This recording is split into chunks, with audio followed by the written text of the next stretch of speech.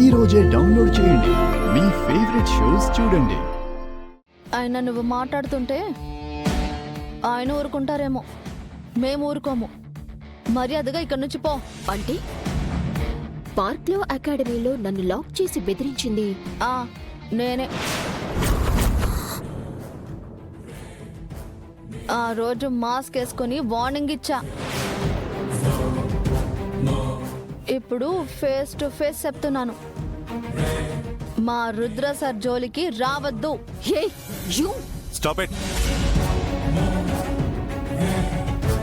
అసలు నువ్వు ఇక్కడికి ఎందుకు వచ్చావు? ఒక బాధ్యత గల బాక్సింగ్ ఛాంపియన్ గా వచ్చాను. నీ దగ్గర ట్రైన్ అవ్వాలనుకున్న వాళ్ళు మోసపోకూడదన్న ఉద్దేశంతో వచ్చాను.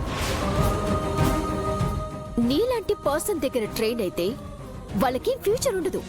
సి, నేనేంటో నా స్ట్రెంగ్త్ ఏంటో నాకు తెలుసు. నేను వీళ్ళందరినీ రేపు బాక్సింగ్ ఛాంపియన్స్ గా ట్రైన్ చేయగలను. Is it? అయితే నీలో ఆ స్ట్రెంగ్త్ అండ్ స్ట్రాటజీ ఇప్పటికి కూడా ఉన్నాయని ప్రూవ్ చేసుకో.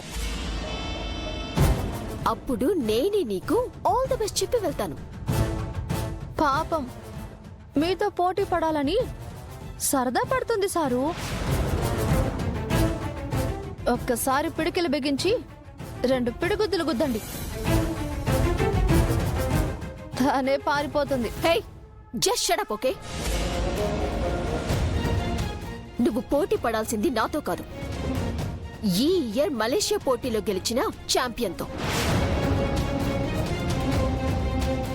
ఆ ఛాంపియన్ని రప్పిస్తాను.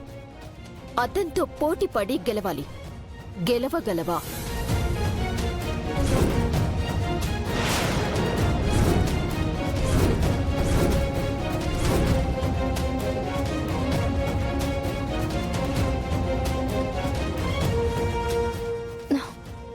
ఇంకా ఆలోచిస్తారేంటి సారు? ఇదెంత మంది ఛాంపియన్స్ ని పిలిపిస్తుందో పిలిపించమని చెప్పండి. వాళ్ళు 100 మంది ఉన్నా సరే మీరు ఒక్కరు చాలు. గంగా, నువ్వు ఊరుకో. ఇది ఆవేశంతోనూ రోషానికి పౌరుషానికి పోయి తీసుకునే నిర్ణయం కాదు. నాను పౌరుషానికి సరే అనమని చెప్పడం లేదు పెద్దరు.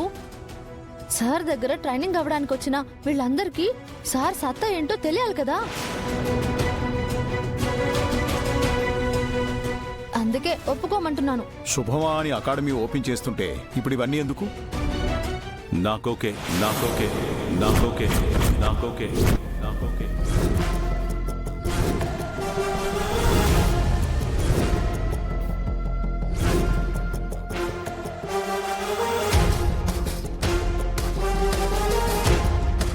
రుద్ర, గంగ చెప్పింది కరెక్టే పెదనాన్న. ఈ అకాడమీలో జాయిన్ రేపు ఛాంపియన్స్ అవ్వాలనుకున్న వాళ్ళ నమ్మకాన్ని గెలుచుకోవడం కోసమైనా నేను ఈ ఛాలెంజ్ యాక్సెప్ట్ చేయాలి.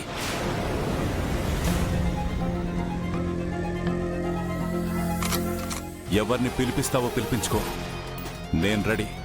That's great. ఇప్పుడే పిలిపిస్తాను. నీ ఆట కట్టించి ఈ రోజే అకాడమీని క్లోజ్ చేస్తాను.